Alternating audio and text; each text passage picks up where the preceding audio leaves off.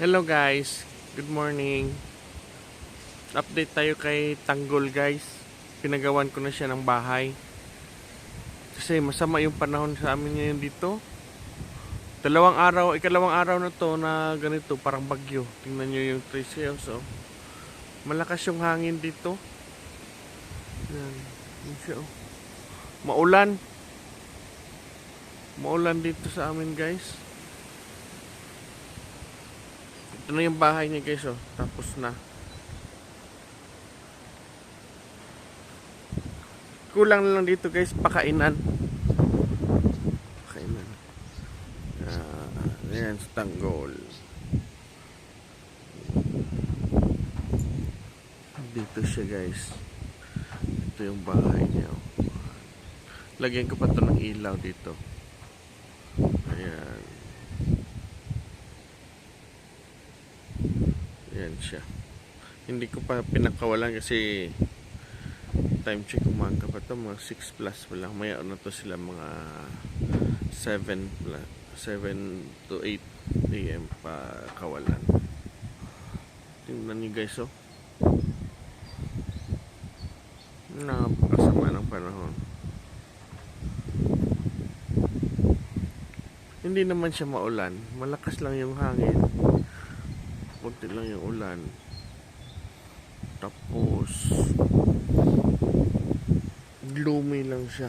Pero malamig yung hangin. Napakalamig. Ito guys, oh. Shoutout po Sir Jigger, yung sa akin din. Yung nagbasa yung pupo niya. Katulad sa'yo. Nahuli lang yung sa akin, nauna lang sa'yo. Tapos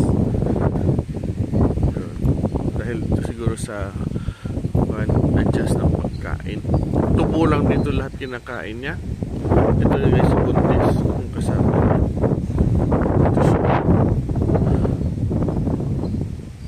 Tubo lang to lahat yung kinakain nila sa amin dito. Tingnan natin yan. Tingnan natin dito. Pinasiminto ito guys. Ito guys, oh. Ayan, Tanggol. Ayan siya. Gusto na yan lalabas.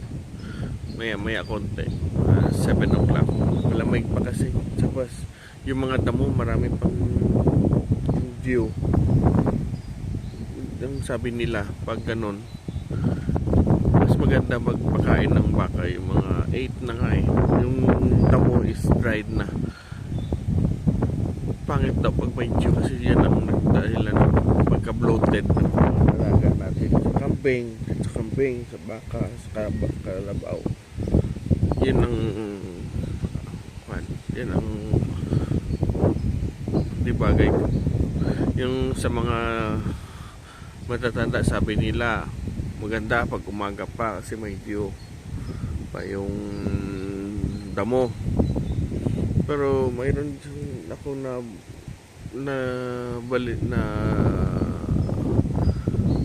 nakita sa YouTube din na bawal daw pakain yung damo na may view pa kasi yan ang dahilan na nagkukos ng bloated daw. Yun ang sabi nila.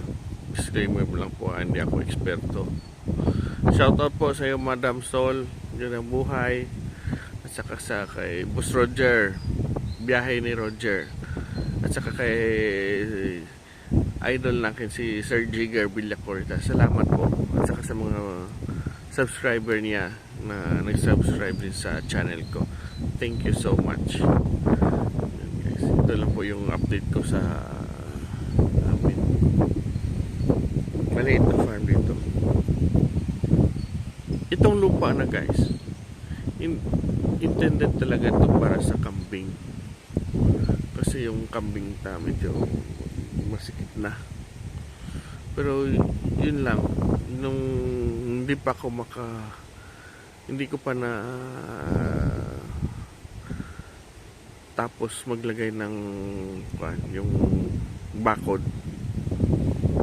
Nung nilagyan ko ng electric fence, parang hindi nag-work kasi maraming yan, yung mga coconut hanggang dyan eh. Hindi malaglagan ng, yung wire malaglagan ng leaves, yung paklang ng coconut, yung niyog malaglagan, matanggal. Eh, wala, hindi mag-work. Naisip pa ako kung paano ito, ano ilalagay ko dyan na bakod para hindi makalabas yung kambing. Kasi problema dito sa amin guys, yung maraming aso na gala, baka or talaga kakagatin yung kambing natin, kakainin talaga nila. Yun lang ang takot. Dapat may bakod siya dito na semento. Kaya napakamahal pag magpapader ng semento. Ay malawak ito. Kaya yun ang iniisip-isip ko kung anong gagawin ko. Tapos yung pag sa wire naman, yung hog wire, malapit kami sa dagat. Kakalawangin, madali lang kakalawangin. Yun ang problema ko. Mas maganda sana pag mayroon tayong yung parang plastic na cyclone na plastic. Yun sana. Kaya lang mas mahal siguro. Yan. Ito guys yung bahay ng kambing natin. Hindi pa to natapos guys ha. Yan. Diyan ko ilalagay. Pero pag gabi, i-secure ko talaga sila. Ilalak ko talaga sila paggabi. Yung problema lang dito pag umaga. Pag umaga, kasi yung tauhan natin pag umaga, magkuha ng kumpay ng pagkain nila, walang nakabantay sa mga kambing.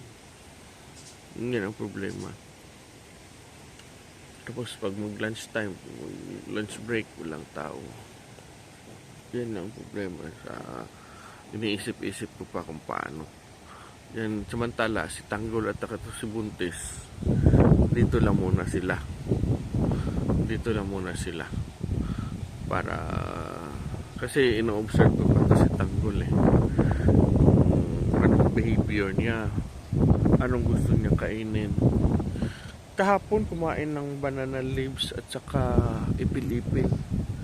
Si Tanggol kumain at saka paborito niya yung dahon ng talisay. Gusto niya. Delikado lang sa talisay minsan kasi mayroon uod. Pag makakain siya ng uod, yun lang ang delikado. Dito guys, malapit na daw itong mga anak, pero native talaga ito. Mas maganda talaga pag na-upgrade ko ito sila, yung mga babae ko na native. Mas maganda pag ma-upgrade ko ito sila kasi ilang taon yung baka, ilan lang yung presyo sa magbili yung mga magbibili yung sa slaughter, magkano lang. Samantala pag ganito mga hybrid, isang taon lang makabenta ka na ng 40,000, 50,000 or more, or mahigit isang taon makabenta ka na. Yun sa native, 3 taon hindi pa nga makaabot ng 50,000, nahirapan na mag 40,000 pag native. Yan ang disadvantage po ng native. Pero matitibay sa sakit. Ito naman sila, dapat inject ka lang talaga ng inject ka ng vitamins, at saka dapat hindi sila maulan, at saka dapat mapaalagaan mo sila sa pagkain. Yan lang ang sa tingin ko dito sa kanila. Kasi yung papa ko mayroon ganito din noon, pero yung sa kanya Brahman. Ito sabi nila parang Indo daw ito eh. Yung sa kay papa ko Brahman lang, kaya lang yung pagkain yung kulang doon, pumayat at saka madaling masakit. Yun, pag mag-ulan lang ng sobrang payat ko lang sa pagkain, konting malamig lang yung Biro mo yung sa ganito lang yung weather, mayroon na nalulumpo, hindi na makatayo, kinakatay na lang para mapakinabangan. Yan po. Nilagyan ko dito siya ng wall, guys. Kasi dito galing yung hangin. Yan, may wall siya. Hindi ko pa napalagyan ng pagkainan kasi free range pa siya ngayon dito. Free range pa sila. Pag gabi, dito lang siya. Tsaka dito siya pinapainom ng tubig na may feeds. Tsaka may molasses. Tsaka mayroon asin, halo-halo na yan. Mekos na yan sila. Yan guys, malakas yung hangin dito sa amin. Napakalakas. Grabe. Ilang araw kaya ito. Minsan dito sa amin pag ganito, walang ulan, umaabot to ng 1 week, ganito lang, parang bagyo yung hangin, napakalakas. Pero wala namang bagyo, wala namang low pressure, pero ganito yung panahon. Yan. Yan yung problema dito sa amin. Pag mag-init naman, napakainit naman. Parang summer na summer dito sa amin pag uminit. Yung weather dito, extremes. Yan ang epekto ng global warming. Ito na, hindi na natin malaman. Sana, ito, February na. Sana, dapat mainit na dito sa amin. Malakas dito sa amin noon. October, simula ng midweek ng October, November, December, January. Pag mag-February na, wala na ito. Hindi na ganito noon. Pero ngayon, February na, pero malakas pa rin yung hangin. Saka pinadala ko dito guys yung parang tent ko guys. Tangke yan ng crudo na fiberglass. Hiningi ko sa kaibigan ko sa scrapan. Tiba yung bubong. Yan guys. Punta naman ako guys sa kambingan natin. Sige guys, bye bye. Thanks for watching. Bye bye. Tingnan nyo guys, umulan. Nandito pa ako sa kubo. Grabe yung ulan dito.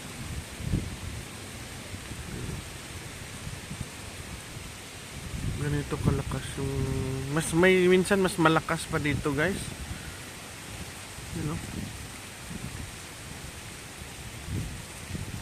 Advantage naman kasi yung mga tubo natin dito para pakain. Kumpay mga sniper natin. May sniper ako dyan tinanim tsaka Mombasa. Maganda yung tubo kasi nadidiligan sila ng ulan. Iba talaga yung ulan na dilig nga para sa tanim kaysa dilig yung tubig. Mas maganda talaga yung ulan. Yan. Malakas talaga dito. Yan. Nagfa-fog na dito. Gilid lang kami ng dagat pero nagfa-fog.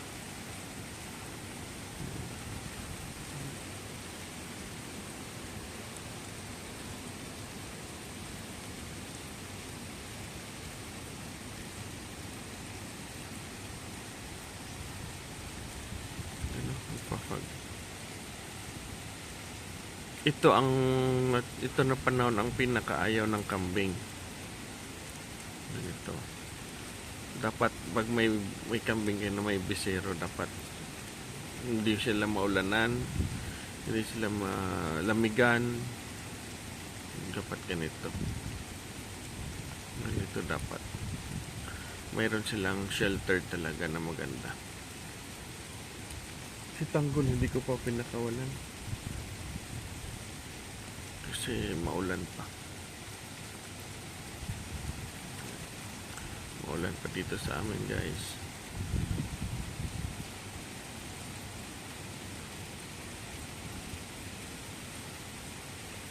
Sana mamayang hapon. Kahapon ganito din yung weather. Around mga 10 o'clock na ganito umulan. Pero pagkahapon mga 2 o'clock, uminit na. 2 to 3 o'clock uminit siya. Thanks for watching guys. Bye bye.